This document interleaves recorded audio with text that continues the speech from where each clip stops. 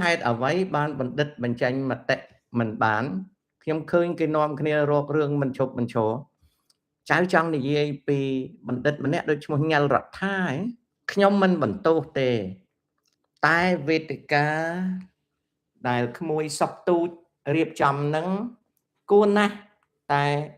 បណ្ឌិតអស់នឹងសមជើងគ្នាមុនឡើងនិយាយមានន័យថាចាំភាកក្រោយទៅប៉ុណ្ណឹងនិយាយបន្តិចបណ្ឌិតហ្នឹងគួរសមជើងគ្នានិយាយហើយត្រូវរើសយកមេគាសិលធម៌មួយក្នុងការនិយាយស្ដីកុំឲ្យនិយាយដូចក្មួយសុកទូចរៀបចំហ្នឹងបើវេទិកាហ្នឹងបើករបៀបហ្នឹង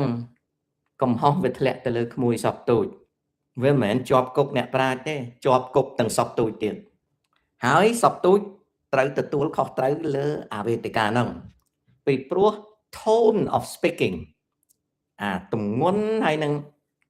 កម្លាំងនិងសូរសៀងនៃសម្ដីវាចាប់ផ្ដើមពីសុកទូចមានទម្លាប់និយាយមិនមែនជាសម្ដីសូរសៀងអ្នកប្រាជ្ញទេវាជាសូរសៀងកីឡាមិនមែនសម្ដីអ្នកប្រាជ្ញដូចខ្ញុំធ្វើ show អញ្ចឹងណាខ្ញុំមិនមែននិយាយជាសុភាពរៀបសារអ្នកប្រាជ្ញទេខ្ញុំនិយាយជា chat person ដល់បានទេអញ្ចឹងវេទិកាបណ្ឌិត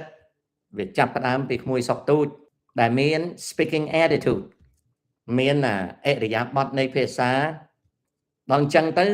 បណ្ឌិតដតីដូចក្មួយរដ្ឋាអីចាប់ក្បាល microphone ហ្នឹងក៏បញ្ចេញនៅសូរសៀងរបៀបហ្នឹងនិយាយចំអាវេទិកាហ្នឹងបើកញយជាប់គុកទាំងអស់គ្នាគេយកទៅវាស់កពស់ទាំងអស់ជាប់គុកទាំងសុកទូចទាំងអាណាទាំងអស់ហ្នឹងគ្មានសល់អាណាមួយដែលជាប់គុកទាំងអស់ហ្នឹងបណ្ឌិតត្រូវតែរៀននិយាយនៅក្នុងរៀបសារបណ្ឌិតមិនមែនចាប់ក្បាល microphone ហើយរត់ប៉ុណ្ណឹងទេសុកទូចរត់ប៉ុណ្ណឹងញ៉ាល់រដ្ឋារត់ប៉ុណ្ណឹងជាប់គុកទាំងអស់គ្នាហើយជេមសុកឥឡូវចាស់ទៅហើយក៏ធ្វើការរិះគន់ច្រើនហើយมันអាចទៅជួយអីបានទេវើយតែជាប់គុកហើយមិនមែនជាប់គុកដោយសារខ្លឹមសារទេជាប់គុកដោយសារ tone បណ្ឌិតអ្នកប្រាជ្ញនិយាយខុសគ្នាពី talk show show ខ្ញុំវានិយាយអញ្ចឹងប៉ុន្តែបណ្ឌិតអត់និយាយអញ្ចឹងទេតែបើបណ្ឌិតចាប់ក្បាល microphone និយាយតែប៉ុណ្ណឹងវាចាប់ផ្ដើមពីសុកទូចមកសុកទូចត្រូវតែរៀបចំសិលធម៌ភាសាហើយបិទទ្វារសិនហើយសមជើងមានន័យថា rehearsal រៀននិយាយគ្នាហើយដាក់កាមេរ៉ាហើយចាក់មើលតើ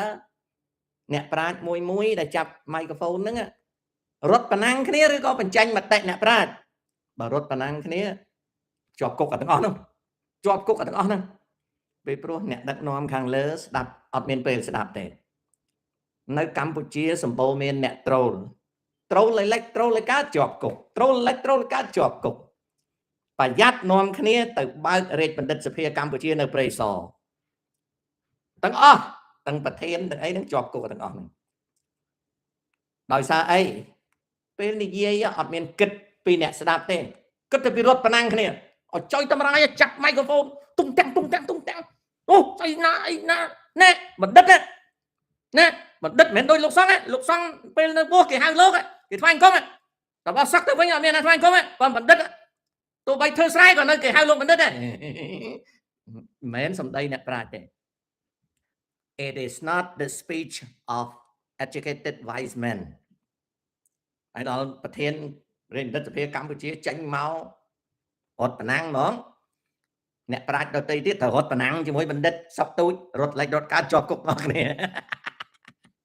អញដឹងទេវើយអញប្រាប់ហើយអញចាស់ហើយអញដឹងខ្លួនអញធ្លាប់ឆ្លងកាត់ហើយអារឿងសម្ដីនោះអញដឹងទេបើឯងហៅខ្លួនឯងបណ្ឌិតឯងនិយាយតាមរបៀបសុភាពបណ្ឌិតបើឯងនិយាយជាអ្នកវាយបុកអ្នកបដាល់បណ្ឌិតឯងជាប់គុកទាំងអស់គ្នាហ្នឹងពីព្រោះស្រុកខ្មែរ ហើយពួកឯងទាំងអស់គ្នានេះចង់ឯង PhD ក៏ដូចអីក៏ដោយពួកឯងទាំងអស់គ្នានេះបើឡើងវេទិកានៅអាមេរិកវិញពួកអ្នកស្ដាប់គេដើរចេញហើយគេយកសភៅគប់ក្បាលទាំងអស់ទាំងប្រធានរាជបណ្ឌិតសភារហូតដល់បណ្ឌិតទាំងអស់ហ្នឹងត្រូវកូនសិស្សគប់ក្បាលនឹងសភៅគេសួរថា What are you talking about? You shout, you keep on competing each other, you are not giving out knowledge. អ្នកឯងមិននិយាយដើម្បីឲ្យការចេះដឹងទេអ្នកឯងនិយាយប្រកួតប្រជែងយកចាញ់យកឈ្នះរវាងអ្នកឯងនៅក្នុង panel ហ្នឹងអញយកសភៅគប់ក្បាលឯងដើរចេញទាំងសពទូចទាំងអីហ្នឹងត្រូវក្បាលកូនសិស្សគប់នឹងសភៅពីព្រោះមិនមែនជាសម្ដីបណ្ឌិតទេសម្ដីមនុស្សរត់ប្រណាំងគ្នាតើខ្ញុំនិយាយខុសត្រូវមើលនិយាយប្រាប់មើលតើ James Sock និយាយខុសត្រូវអត់មានស្អប់អ្នកណាទេនិយាយប្រាប់ដល់ឯងខំបើទៅបើថ្ងៃក្រោយជាប់គុកទាំងអស់ចាប់ពីសពទូចទៅមកចកោម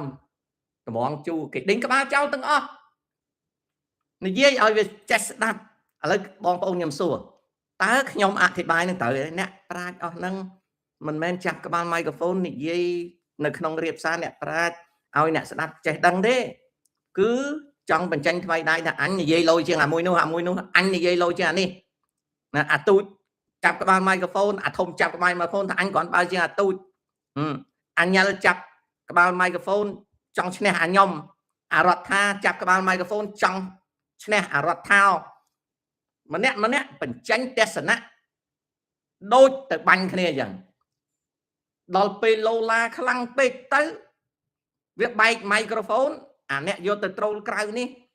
ថែមថយបន្តិចបន្តួចថ្នាក់ដឹកនាំឯណោះអត់មានម៉ោងស្ដាប់ប្រតិកម្មតែបន្តិចអាក្រោមហៅទៅវោះកពស់បាត់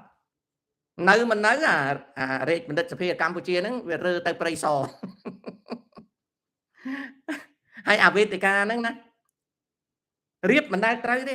អាក្តារមានប្រហោងនៅពីក្រោយហ្នឹងមិនដឹងមិនទៅយកអាវេទិកាចង្កួតហ្នឹងយកមកធ្វើ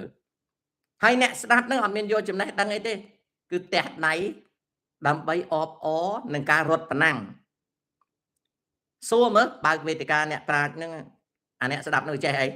វាគ្មានបានចំណេះអីទេវាទៅទះដៃអបអរអាណាបកែនិយាយជាង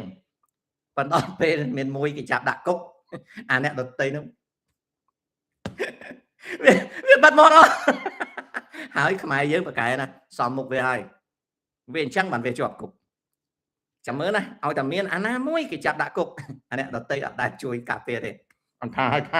និយាយដូចវាហ្នឹងហើយចាប់ជាប់គុកខ្មែរយើងគឺមានទម្លាប់អញ្ចឹង